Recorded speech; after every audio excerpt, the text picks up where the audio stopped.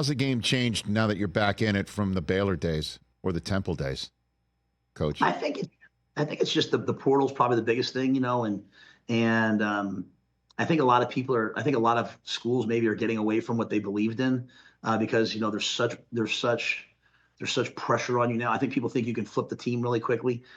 I don't know if you can win. If you look at the teams that are really winning, they're not really doing it all portal.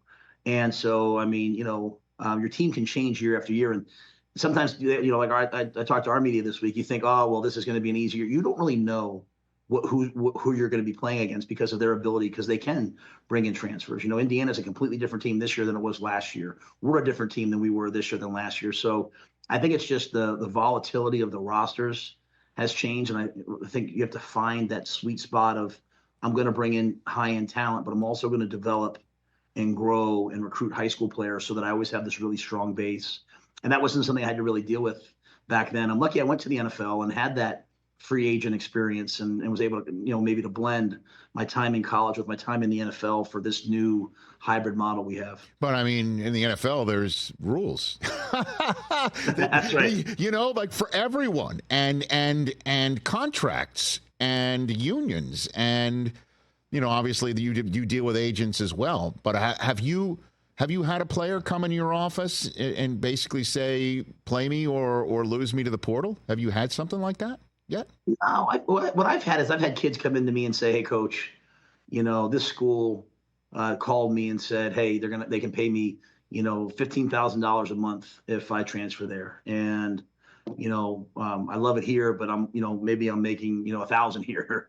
And like I said, sometimes my assistant coaches get upset about it. And I'm like, you guys do the same thing to me. You come to me and say, hey, there's, this school offered me more money to come be the linebacker coach or whatever. So, I mean, it's, as long as it's done the right way at the right time, I understand it. The biggest difference is in the NFL, there's accountability.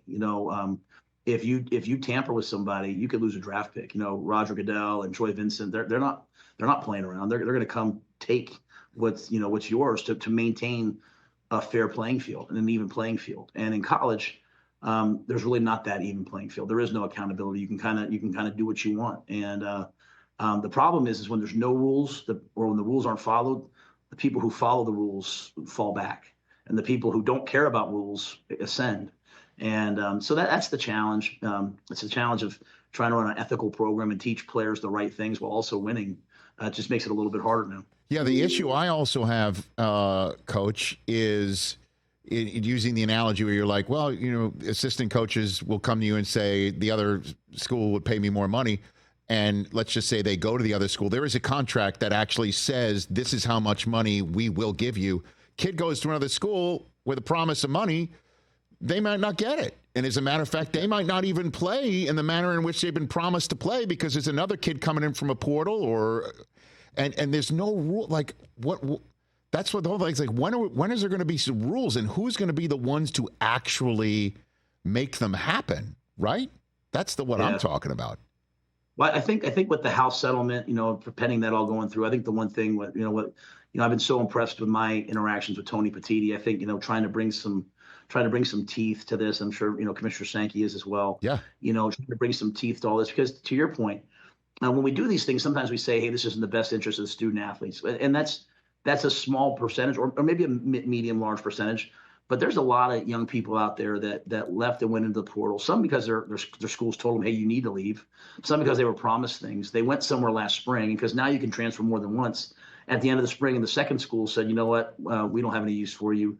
Time for you to go. And now you have young people on their third school in 8 months, and sometimes chasing money, but sometimes because people are telling them, hey, it's time to leave. And so it's not what it was supposed to be, right? And so while I want a level playing field so that we can see who the best is, I also want I don't want all these young people that now they don't have a school, or now they could have maybe played somewhere, now they're not playing. Some schools are paying kids to come in for 1 year as like a third string backup. I had people calling me about, we had a kid leave on the portal, and they said, hey, is he a camp body? And I was like, that's like an NFL term, like, hey, we're going to bring this guy in for camp. And so it's like most things in life. It's usually the adults who are messing it up. And So I hope it gets figured out. I'm not smart enough to figure it out, but I know in my talks with Commissioner Petiti, and I think that we have the right people on the job. Catch the Rich Eisen Show every single day on the Roku channel, 12 to 3 Eastern, for free.